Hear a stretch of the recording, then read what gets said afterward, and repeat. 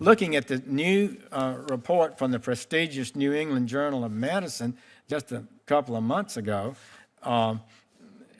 they conclude there is no consistent evidence of an association between the implementation of policies related to prescription opioids and increases in the rates of heroin use or deaths, although the data is relatively sparse.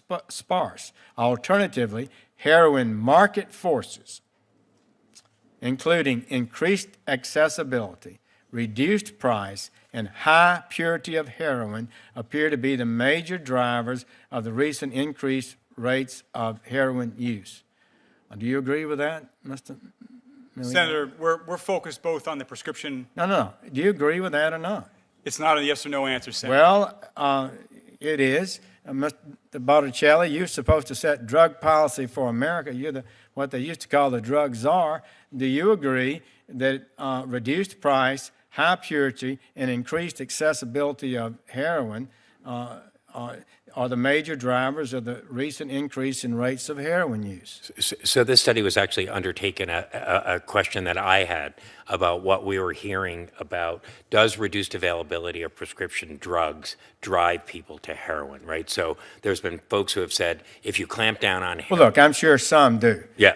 No, I don't dispute that. But I would. The question is, as I ask it. Yep. I would actually agree that the availability of very cheap, very pure heroin in the United States, as well as untreated addiction, has significantly increased heroin use rates in the United States. Well, I think that's a good answer, Mr. Chairman, and the lack of enforcement at the border is a big part of this.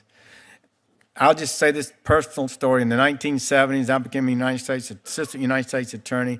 I was given 17 heroin cases to prosecute. They were small ones. They didn't trust me for anything bigger. And it was almost all coming from Turkey. President Carter was very aggressive in that, and I give him credit.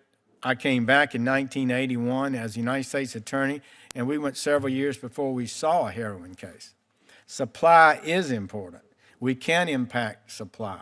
And heroin at low prices and high purity on the streets are dangerous. And prosecutions are critical to this. And people need to go to jail who are pushing this kind of addictive power into our community, destroying lives and families and dying of overdose and destroying whole families. So, Mr. Chairman, it's a very important hearing. Thank you.